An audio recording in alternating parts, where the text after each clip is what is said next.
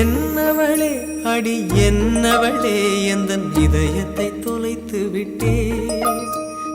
எந்த இடம் அது தொலைந்த இடம், அந்த இடத்தையும் மறந்து விட்டே.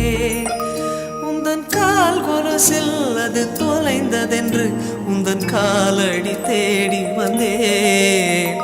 காதல் என்றால் பெரும் அவஸ்தை என்று உன்னை கண்டதும் கண்டு கொண்டேன்.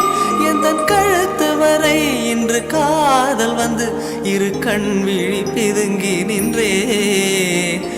என்னவளே அடி என்னவளே எந்தன் இதயத்தை தொலைத்து விட்டே.